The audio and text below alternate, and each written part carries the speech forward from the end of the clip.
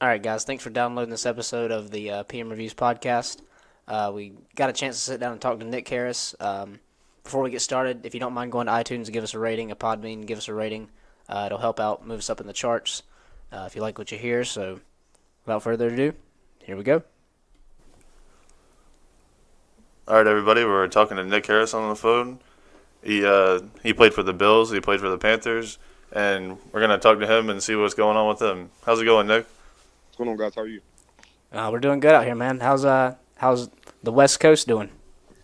The best coast. Yeah, It's there you pretty go.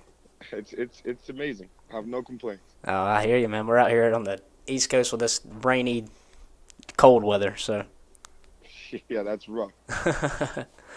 so how's the how's just you're playing in the Brazilian league now? Is that right? No, no, No. I only played 2 games there. Oh, okay. So after I left, was in Buffalo and then left Buffalo to Carolina. Left Carolina and then 2012 UFL for the Las Vegas Locos, and then took 13 off, and then 14 I played like 2 games in Brazil, and then I went 15. I spent a year in Italy. Oh, wow. That's nice. That's cool. That's definitely different from a couple of our last interviews. That's really interesting. So we were looking at your earlier. We were looking at your high school and college stuff, and you were quite the high school player, weren't you? It said Uh, 21 interceptions and 9 return for a touchdown. I mean, you catch an interception, you're probably going to the house. That's crazy. I mean, Yeah, that's like almost a 50% touchdown. That's unbelievable. That's crazy. yeah, it was pretty good. I just did my best. You grew up in the Helped my southeast, team right? out. Say it again. You grew up in the southeast, right? Yeah, Southeast. I'm originally from Louisiana. Okay, yeah. So we're in Charlotte. So we Okay, nice. yeah we know about the southeast a little bit. We were looking at said you're like when you came out, ESPN had you ranked the number 11 safety in the nation and the number 62 player in the whole southeast. That's crazy. What was kind of like your favorite place to get on the field at when you were playing in high school, at least? You said what was my favorite place to play on the field? Yeah, like your favorite position. I just wanted to play. I didn't care. Yeah, wherever. I just wanted to make an impact wherever I was placed on the field. So that was my mentality. You definitely made an impact. Where were you kind of getting used the most, or were they just you were probably everywhere? Like that's kind of what it seems Yeah, like. so I returned kicks. I didn't even play safe. I didn't play defense until my junior and senior year. Played quarterback, running back, wide receiver, and I returned kicks. Pretty versatile. Very versatile. That's crazy. And then you went to Oklahoma, if I'm not mistaken, right? Yeah. Yeah, we actually were because we done a little bit of homework before we got going, and I read it was you and Reggie Smith. Where it was only the second time in history they had two freshmen start at a defensive back at the same time. Right. So Yeah. that's pretty. Do you still keep in touch with him a little bit? So we speak. I was more of an outsider. I didn't really have a lot of like even playing professionally. I mean, I had a couple of my guys, but I just kind of did my own thing. So it wasn't that I wasn't, I didn't have them. They weren't great friends or great people. This, that, and the other. It's like I was always just like an outlier for the most part. The most time that we spent or that I spent with any of my teammates were like literally at the stadium or at practice. How was what was let's see, that was 2005. You were a freshman. So back in those days, like what was it like being a college athlete? We've talked to a couple. The past couple weeks, we've talked to a couple guys who've been in college. Like we talked to a guy that plays for Marshall right now. They just wrapped up the season. Then we talked to Austin Duke. He played for the 49ers, new football team. But back then, what was it like being a student athlete in those days? It was amazing. Like I said, first and foremost, Boomer Sooner. I hear you. Secondarily, it was the best decision I'd ever made. Being a student athlete, I really took it to heart or whatever to be a student first. So I graduated in 3 years with a medical degree. I just wanted to play ball. So I made sure that I got that taken care of. That way, I could just focus on being the best athlete I could possibly be. That's hard to balance too. A medical degree, like, and it's hard to do any degree, especially that. Right. Tell me about it. What was your what about the medical degree? Like, was there a specific anything specific about it? Now, my undergrad's in Kines. The only thing that was really just difficult about that is like having labs and stuff, human anatomy, after practice. You usually after practice, you just want to go home. Go home and lay So, down. Yeah. yeah, right. So I would have to go to I would have like another class to go to. And Yeah. everybody else gets to go home and sleep or whatever. You got a 2 hour lab waiting in front of you. Right, right. Goodness gracious. People just don't understand the life of a college athlete. I mean, they just, No, a they lot of really people don't get grow up it. and a lot of people grow up and gripe about certain things, about certain decisions that guys make, but you can't make a decision based when you've never even been in a situation that some of these guys have been in. So I don't really I just think differently when it comes to that type of stuff. Yeah, that's I've taken an anatomy class and I know how hard that must have been. So kudos to you. You on weren't that. trying to memorize the playbook and do Yeah, practice I either. wasn't trying to play a football game, on Saturdays and go to practice all day in the day. That's crazy. It was just one of those situations that you knew why you were there. So it's a sacrifice. I mean, I wouldn't necessarily call it a sacrifice. I mean, if I could go back to college right now, I would. Listen, adulting is not what it's cracked up to be. So. Yeah. Now we're getting We're introduced just to it getting right a taste now. of it, and there's nothing special about it. Yeah, we'd rather go back to. We don't like it. So Exactly. so coming out of high school or coming out of college and getting drafted. Do you remember Can you remember getting the call and that day? If you can talk about that. No, getting drafted. Like I said, after playing in the national championship game, it was just a whirlwind. I had to go from the national championship game, then I had to go to an award, end of the season award. Then I had to go to start training, and then I had to go to combine. Then I had to go to Senior Bowl. Then I left Senior Bowl. Then I had to go to combine. Then after combine, you got to go to pro day. And then after your pro day, you got to wait around. And then I ended up having literally to the day I had my daughter a week before draft. So it was like the craziest 3-4 months ever for me. That's a crazy amount of events that you just listed. Oh man, yeah. Like I graduated in December. We played a national championship game in January, and then everything else followed that. But yeah, now I remember getting the call. It was bummed. Like I said, I was projected to come out as a top 10 pick. I ended up running slower than they expected me to run in my 40 time, and then that placed me in the category of being a tweener, not necessarily a safety. So, I had this big deal with my family. The first day didn't get the call. Second day didn't get the call. So I was kind of bummed. And I remember I left the house. This is like the third day. It was the top of the 5th round. And I was like, I just got to get I was in my head. So when I got the call, I was at the car wash. That's crazy. I was washing my car because I was like, this is nuts. I was like, you do everything that you possibly do to do everything right, to put yourself and your family in a specific place financially and live your dream, and you don't get the call, So, and I ended up getting, got the call when I was literally drying my truck off. That's crazy. And it sucks because it's like I'm a great football player, but my 40 time wasn't what I thought. But that's a whole different sport. That's not really how fast I'm gonna be on the field or anything. Yeah, I mean it's all measurables. That's it, and that's why they choose people like that, because it's like a fail safe. Because a lot of people don't get it, and I'll drop this gem, but a lot of scouts, we'll use the Browns. A lot of scouts or this, that, and the other would pick a player because they have great measurables, right? His 40 time was this, he can lift this, he can jump that. And if he happens to be a bust, well, on paper, you can say, well, listen, he was better than this guy, and this guy. So it's like a fail safe for guys who keep their jobs. Yeah, it makes sense. A good example of that is, maybe last year with Jared Goff and Carson Wentz. It was like you look at Jared Goff on paper, what he done in college, and you're like, well, look how good he was. I mean, and then they come in the NFL, and Carson Wentz was he was a superstar as a rookie. So Right. You're right. That's exactly right. That's a really good.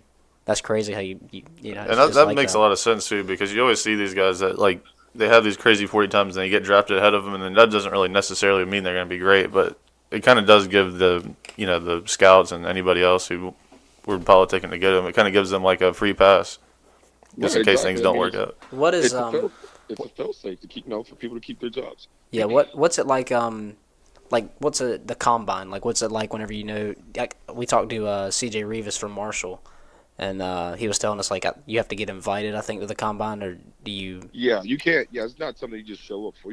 First of all, you got to go through the whole process of getting invited. You got to be one of the top players, this, that, and the other, and then you go and it's a cattle call. You go, they strip you naked. You're in front of 300 people, and they put you on a scale. They measure your body, and everybody writes stuff down, and then you have these meetings, and you're there for 3 to 4 days, and the combine is set up for you to fail. Yeah, I think a lot of people don't understand that. I think people just think that college athletes just show up to the combine and their scouts just sitting up in the stadium watching, and no, it's completely not like that at all. Yeah, no, nowhere close. No, but it's like I said, it's a situation that is set up for you to fail. Um, but what can you do? You got to go and you got to perform well. I mean, kudos to everybody who's ever went to the combine and just balled out. Like, salute to them. Um, I didn't necessarily perform well. I mean, I was top 3 in a couple categories, but like overall, like I can only speak about myself personally. So. Yeah, And another thing is like there's 40 times speed and then there's game speed, and I think sometimes the 40 times speed, it doesn't really mean that he's going to be like fast on the field, like, or somebody else won't be fast on the field because they didn't run a good 40. Exactly. It's kind of like yeah. It just falls back into the measurables. He was fast. Look at the Raiders for so long. All they wanted to do was Al Davis. All they wanted to do was just draft fast players, and that doesn't equate to being a great football player. You're right. If you want to draft fast players all the time, then just go get a track. Get a track team. You're right. That's crazy. But so like playing on the Bills and you played for the Panthers. Obviously, people that listen to our show know that we're diehard Panthers fans here. Like we couldn't believe that you said like you'll do it whenever Yeah, we were about to talk to a Panthers linebacker at one point. Yeah, we were stunned. So, but what's it like? So like being on the Bills, what was it like? Being a rookie and transitioning from college to NFL. What was some big differences you can remember? Is the mindset that you got to take into it to go to play. I mean, like I said, for me, it was a job. It was a job. I came to work, I did my job, and I went home. But ultimately, I was able to be one of the most elite in the world to play. Do my job. You're in that 1%. Yeah, and live my dream. So being a rookie, you take your lumps. You got to learn the system. You got to learn the game speed, and But once you get in, like I said, I started 8 games in Buffalo my first year, and I started 8 games in Carolina my next year. So, I mean, I played very well at a position that was very, very foreign. Yeah, that's right here. You recorded 30 tackles as a rookie. I mean, that's great. That's unbelievable. That's about 4 or 5 a game. Like if you do the math, that's pretty good. Yeah, like I said, I didn't even play in the first 8 games. I didn't even play. Wow. It was a bunch of injuries, and then they were like, "Hey, Nick, you got to play." So. And then when you're called up, it's time to go. I mean. That's what you practice for. You got to go. So, and right. you straight, according to these things, you showed up and played. So that's. And who was the head coach at the time for the Bills? Dick Duran was my head coach. Okay, I could not remember for some reason. So transitioning from Buffalo to Carolina, do you remember like the day you got traded? Were you traded or were you? I was released. Yeah, you were on IR, right? I was stunned. Yeah, so I ended up getting hurt the very last play of the very last game. We played against the Atlanta Falcons. No, the second to last game. And I got hurt in the very last play. I stepped wrong, whatever, twisted my knee up. It swelled up really bad. And they put me on IR in the very last game. And they were like, "Hey, you got to have microfracture." At the time, I didn't know what it was. It was very new. And then, I tried to like aggressively rehab, but it didn't work. In March of 2010, I ended up having the surgery. So, which would have put me out until like week 1. Oh yeah. And everybody knew.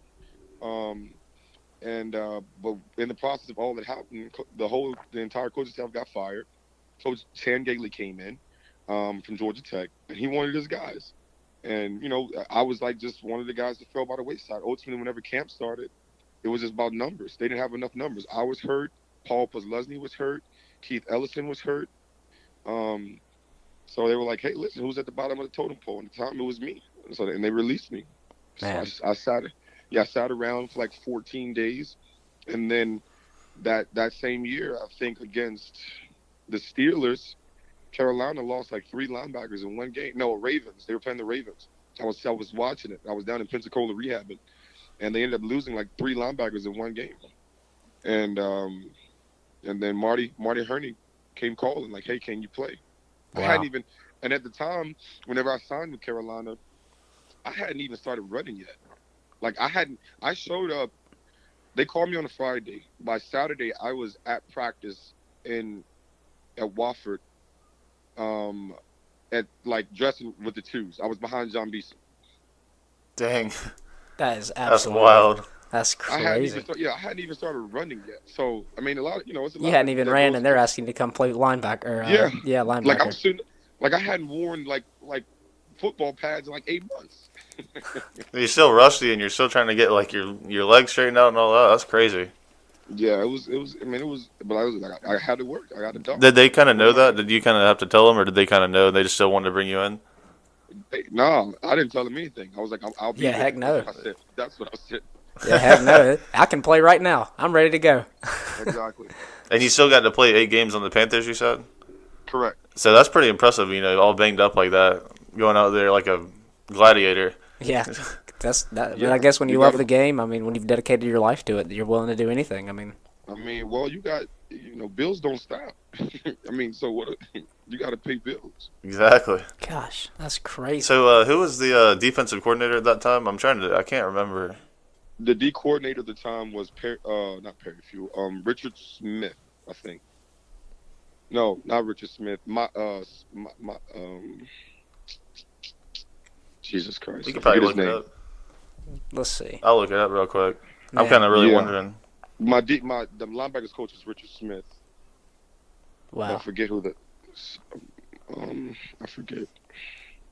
While he's looking that up, so like, what are your, since we're Panthers fans, we'll probably ask you more questions about this. Like, what's some of your memories from people on the team of the Panthers? Like, what's you're working beside John Beeson, and you're in the same locker room as all those guys. That's No, it was great. My biggest yeah. my biggest memory was like Smitty taking me in. Is like, yo, listen, like you're gonna be great in this league, and like he was like one of the dopest dudes I'd ever been around. Like Thomas Davis, John Beeson, yeah, Jay Thomas Davis. Stu, yeah, D'Angelo.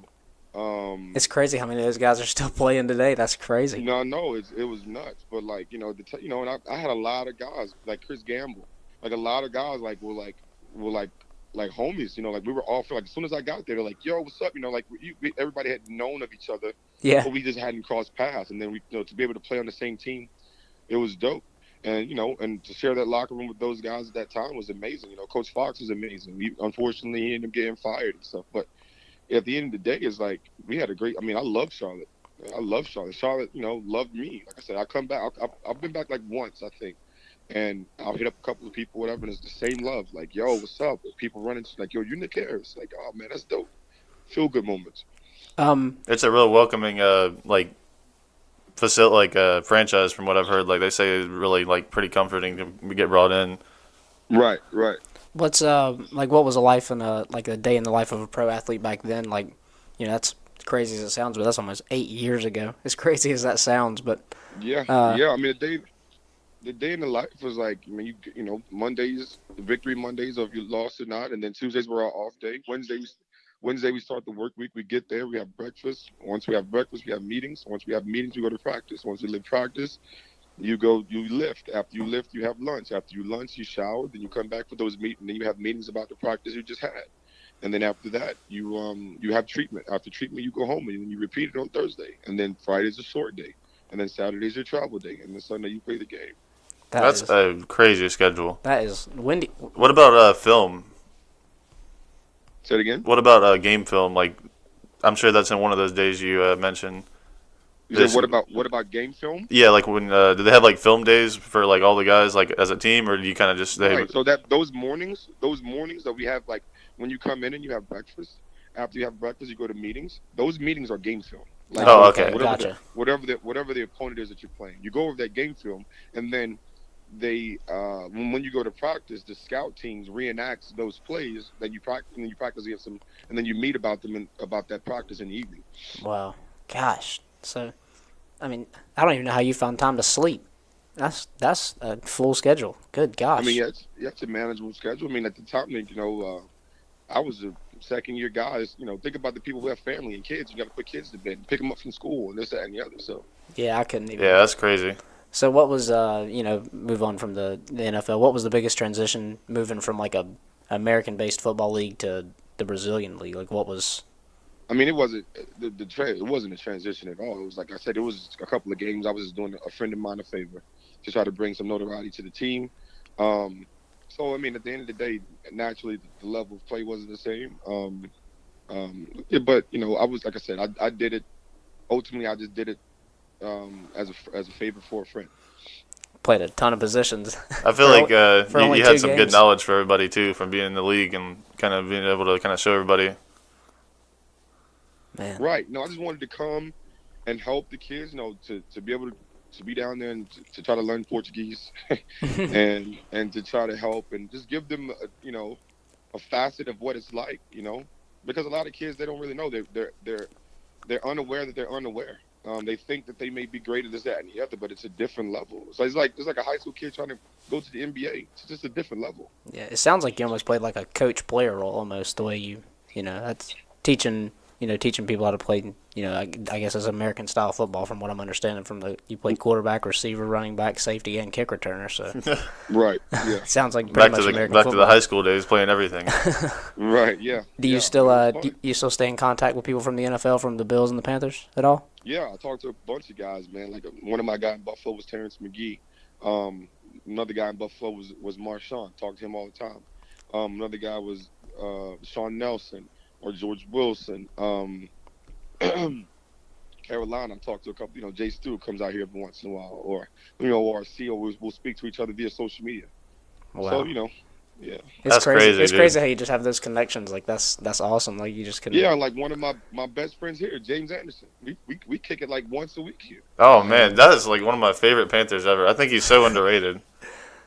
Man, he had 100 tackles like 3 years in a row, and nobody gives him credit. I think he's so underrated. That's so and cool. they never voted him. Yeah, it's ridiculous. He had 100 tackles like year after year, like interceptions and sacks. Like he started outside linebacker like 5 years in a row. Man, I always liked him. That's crazy. He went to the Bears, I think, right after the Panthers or the Saints. He went to the Bears. He left the Panthers, went to the Bears. Left the Bears, went to Dallas. Left Dallas, went to the Patriots. Left the Patriots, went to Tennessee, and then he left Tennessee, and then he got a call by New Orleans. So 1 year he bounced to like 6 teams 1 year. That's wild. I couldn't even imagine. I knew he went to the Saints. I didn't know he did all that. I was pretty sure he went to the Bears and the Saints. I didn't know he went everywhere though. That's pretty cool though. Yeah. Whenever a player moves like that, like something I've always wondered, like just a personal question for me, and somebody else might wonder it too. But whenever a player moves like that in the middle of the season, I mean, do you just up and go? I mean, do you literally just uproot from where you're at and go buy a new house? And I mean. No, I wouldn't necessarily say you buy a new house. Ultimately, how it works is everyone has a home base for the 6 months that you're not in. So, when you're in season, you're naturally going to be at wherever the team is. But in off season, everybody has a home. Naturally in Charlotte, you would want to stay where you play because it's a dope place to be. But in Buffalo, you would want to have a place elsewhere for the winter. Yeah, oh yeah. So yeah, I mean, when you get a call, you literally pack a suitcase and you got to go. Like at that moment, like when I got the call to go to Carolina, I was in Pensacola rehabbing. I had to pack everything up and literally just put it on the plane. Man, that's what you do. That's because you got to be at work. Yeah, because I know like Jonathan Stewart, I think if I'm not mistaken, I might be wrong, but I think he lives in Seattle in the off season, or he grew up there. He played for Oregon, I think, and I know every time they have a bye week, you see pictures all over social media of him in Seattle. So, I know that's where he likes to stay, I guess. Yeah, mostly. Seattle is where But. Man, that's absolutely. I couldn't even imagine. That's great. Like, there's no you always want to think there's like a grace period like for moving teams, but there's really not. Like you just the new team's just like, all right, you start whenever. Like you got to be here. They don't. Exactly. It's almost like earlier in the season, like we saw almost like a reversal what you did. Like we saw Kelvin Benjamin go to the Bills, and it was like we got the notification on I think it was like a Tuesday, and like Wednesday and Thursday there were pictures of him practicing in a Bills jersey. Like.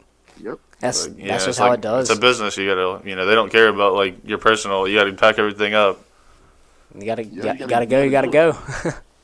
Yep. Man, but this has been fun, man. We really appreciate you talking to us, man. We really appreciate it. We thought it might be kind of a long shot to get you on, but we were pleasantly surprised. Not a problem, man. Hey, man. We'd love to do it again sometime in the future, and best of luck to you in the future, man. For sure. Thank you, guys. I really appreciate it. Happy holidays. All right. Happy holidays to you, too. Yeah, thanks. All right, everybody. We hope you enjoyed that interview. We kind of been trying to get some more NFL guys on and really just as many guests as we can get, some good guests on. But we really kind of were, like we said, we were kind of surprised when he said he would do it. But yeah, that was a shocker. There's nothing like having a former Panther on because, we're, I don't want to say stationed out of Charlotte, but we're from around the area. Seems like we just almost keep landing those guys almost. Yeah, I know. It's really cool. Like it's so. I never thought we'd be having like guys like him on though. So it's really kind of cool. Yeah. So.